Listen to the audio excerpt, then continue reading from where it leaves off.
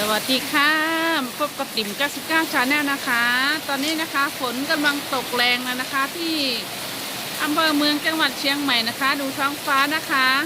มืดมัวไปหมดเลยนะคะอันนี้คือผลพายุของโนรูนะคะ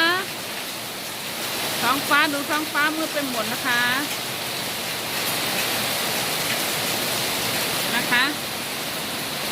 มืดไปทั่วสารทิศเลยนะคะ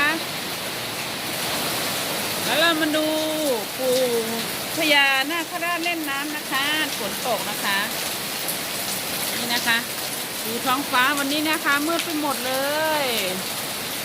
นะคะสงสัยวันนี้ตกทั่วประเทศไทยนะคะดูน้ำนะคะ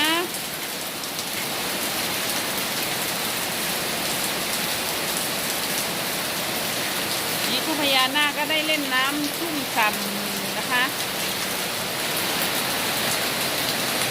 ดูท้องฟ้านะคะมืดไปหมดเลยนะคะ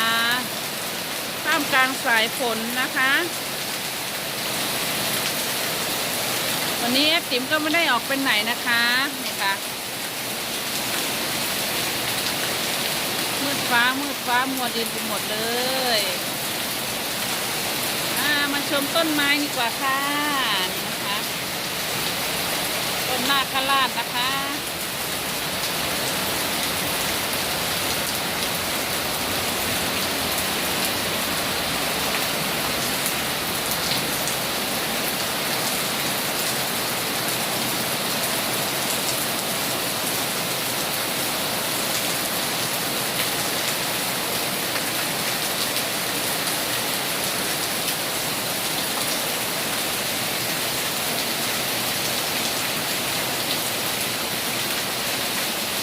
วันนี้คาดว่านะคะฝนถ้าจะตกทั้งวันเลยนะคะดูท้องฟ้ามืดมัวไปหมดเลยนะคะ